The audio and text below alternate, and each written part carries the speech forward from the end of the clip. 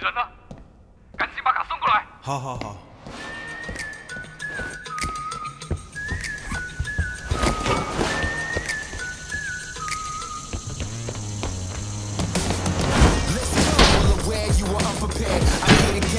Care who out here playing fair. The stakes are high and I know that I'm very rare. They come like once in a lifetime, so now I'm here. So I don't gotta make a fool out of you. Step aside, so I don't play like I'm on my own now. My whole life a green light, I'm always on the go now. I'm unstoppable, baby. I'm unstoppable, baby. You're looking at the one. I'm unstoppable, baby. I'm unstoppable, baby. You're looking at the I am unstoppable.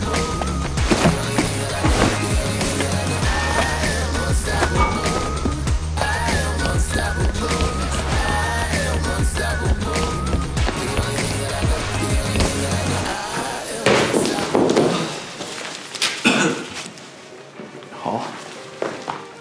好过，我是 Tim， 欢迎收看本期影视飓风。那非常感谢摄影助理及时把内存卡给送到，保证了这期节目的顺利开播。那相信各位已经猜到了本期节目的主题就是长镜头。我们频道一直有尝试长镜头的拍摄，但是从来都没有系统的分析过这一独特的视听语言，演员的走位还有表演怎么配合，摄影机的走线怎么设计，怎么样才能避免孵化到穿帮，甚至怎么样隐藏镜头的衔接点，这些都非常有意思。 那恰好9号电动同样对此也非常感兴趣，于是我们就一拍即合，才有了开头你看到那个长镜头。那虽然场景有点简陋，视觉效果也没有那么好，但是还是耗费了我们不少精力，把我们折腾得够呛。那么接下来在为你揭开幕后的同时，让我们一同来探秘一下影视里面这个不可忽视的视听语言——长镜头。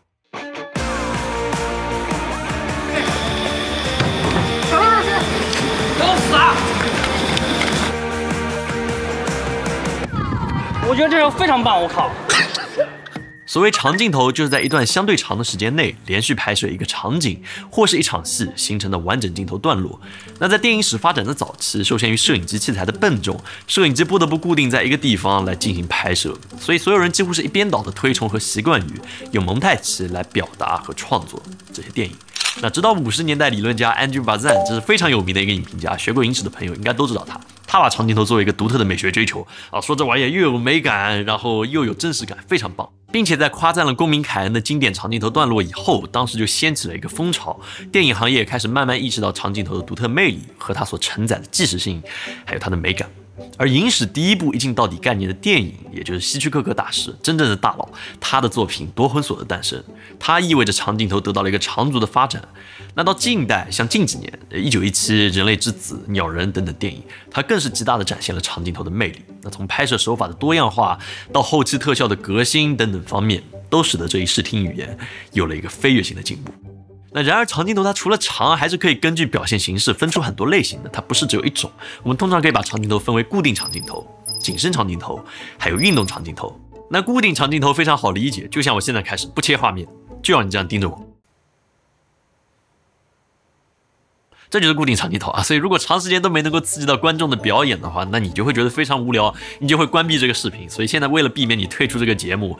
我还是来切一下画面。 那通俗来讲，固定长镜头是剥离环境、聚焦人物表演的影像手法。一个合格的固定长镜头非常考验演员的表演，也会更考验导演对演员的调度能力。那演员需要通过角色的行为举止、台词，还有姿态神情的改变，来传递出丰富的意义。而且他没法通过剪辑还有别的手段来快速调整它的节奏，所以需要非常的精准。那景深长镜头顾名思义就是充分利用画面的景深来进行叙事，不同景别的景物之间的相互联系，观众可以同时看清前、中、后景所发生的事情，这样信息密度非常高。那在电影《当幸福来敲门》里面，导演就选择了景深长镜头来表达内心的情绪。当克里斯随着涌动的人群一点一点向镜头靠近，他的情绪也在一点点增进，直到最后迸发出来。 这种积累起来的情绪会在潜意识里面带动观众的情绪，远远会比单一面部表情的特写会更能够打动人一些。那当固定长镜头或者景深长镜头里面的空间它没法满足角色行为的时候，那这时候我们就会用到最难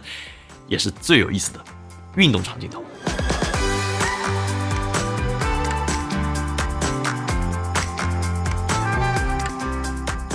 运动长镜头是指用摄影机的推拉、摇移、跟等等运动拍摄的方法形成的多景别、多角度变化的长镜头。那像影片开头摄影助理送内存卡的桥段，就是一段一镜到底的运动长镜头。那我们在前期为摄影机动线设计了一整套的流程，从最开始的手持摄影跟拍演员，来到2楼的天台，在演员翻越栏杆的同时，手持摄影师将摄影机交给吊着威亚的掌机老师。那随后演员在向后助跑的过程中，掌机老师提前从空中落下，过程中跟拍演员正面自由落体到达地面。那在演员发现另一辆先前急行货车的瞬间，完成威亚团队还有跟拍车的摄影机的交接。那在经过一段跟拍车、跟拍货车和手持摄影拍摄演员跑酷以后，最后我们再用大摇臂把摄影机带着摄影老师一起升到空中，来完成短片的收尾。要完成这样一段运动长镜头，对我们来说还是挺复杂的。虽然对经验丰富的大佬来说可能就没有这么困难，但是还是有很多细节是需要解决的。首先要解决的就是摄影机的交接问题。那在快拆方面，我们选择了一个印记海星 Q1 装置，原来是给一个滑轨和三脚架用的，但现在只需要把摄影机装上这个东西，然后往上一扣，就能够在运动过程中完成摄影机的快速交接。那除了快拆方案，最难也是最复杂的地方在于跑酷演员落地以后的追车片段。那原因在于2辆货车并排停靠在路面上的时候，导致路面相对较为狭窄。那以往的跟拍车方案就没法实现摄影机的交接还有跟拍的条件。那这时候就不得不提我们这次一个特殊的移动设备——9号电动车改装版。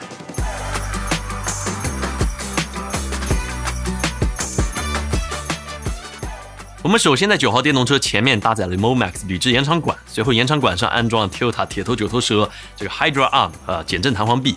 那最后我们在减震臂下方安装了一块印记海星 Q1 快拆装置。除去改装部分，纤细流畅的车型设计使得电动车能在车辆行驶的双行道上穿梭，像是在《双子杀手》还有1917等电影里面，我们也都能看到类似的身影。那同时9号电动车自带的智能秒解锁、远程车辆控制还有精准实时定位等强大功能，能让摄影师在落地的时候，电动车能够迅速启动，在设定好的位置进行摄影机的衔接。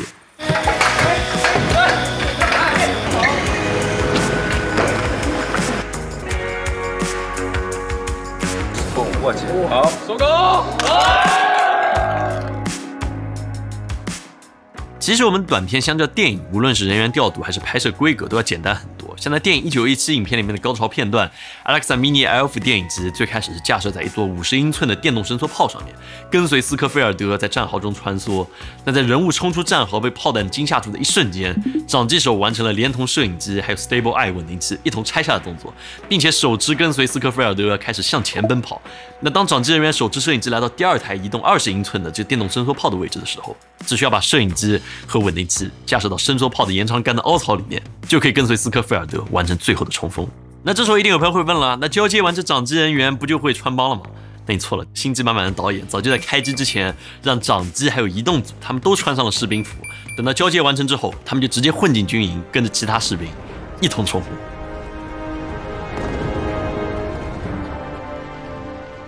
1917令影迷如此津津乐道的原因，不仅在于单一场景的人员调度，更在于多场景之间的镜头衔接。导演他是怎么在一颗镜头下呈现这么复杂的场景昼夜变化？那这时候就会涉及到一个很重要的技术——伪长镜头。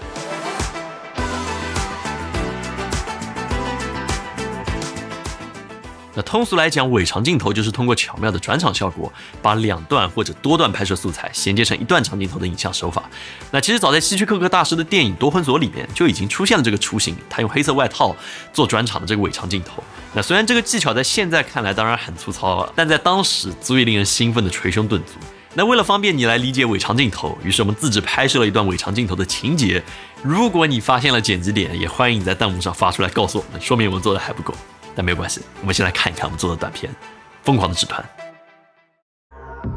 各位考生请注意，距离考试结束还有5分钟，请各位考生把握好时间。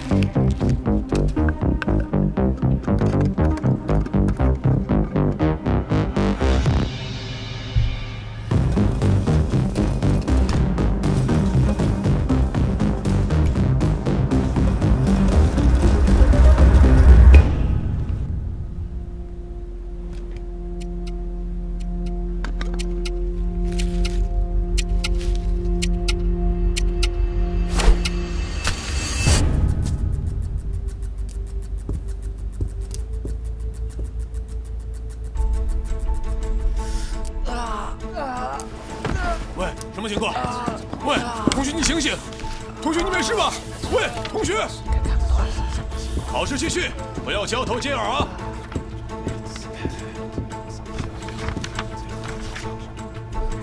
注意，距离考试结束还有4分钟。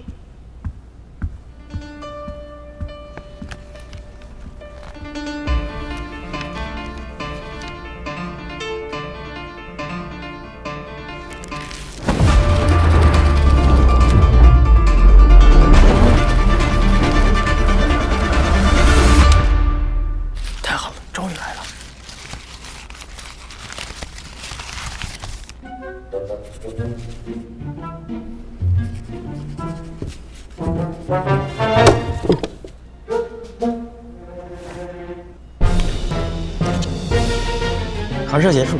你的成绩无效。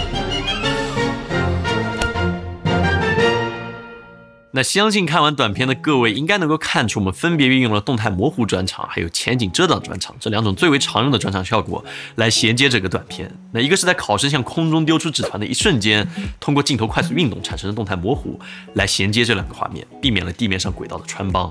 那另一个片段，因为前后2段摄影机的动线需要分别运用不同的移动设备，所以在中间我们运用了一个前景遮挡的转场来作为衔接。 但是难点也在这里，我们必须保证前后2段素材的衔接点的构图要完全相同，不然画面就会出现明显的跳切。所以为了保证构图的一致，我们就用了一个非常土的办法，就先用三脚架确定第1段素材结尾的位置还有高度，再用尺子来测量出三脚架和摄影机 CMOS 的相对距离。这样在更换移动设备、拆装摄影机拍摄第2段素材的时候，我们只需要用三脚架和尺子就能够校正出基本一致的构图。 但只是这样还不够，除此以外，我们还用到了一些监视器会有的功能，叫做截图叠画功能，俗称叫做洋葱皮。那顾名思义，就是将2段素材的衔接点片段，通过不透明度的叠画方式来放在监视器上面，这样保证了2段素材的构图能够被调整到完全一致。 那有意思的地方在于，监考老师经过镜头前的画面，我们是单独在场景里面架设绿布拍摄的，这样我们只需要在后期把人给抠出来，就可以在2个片段构图和视差相同的地方进行任意的衔接。那当然，除了在短片中运用到2种转场方式，还有通过相似颜色的画面来进行转场，也有通过变焦镜头变焦的过程中产生的模糊来实现转场。那更有甚者，像苹果，他们特别喜欢这种无缝转场，所以会用到很多后期特效来衔接不同的地点、地区、场景的片段。 来实现这个非常酷炫流畅的转场。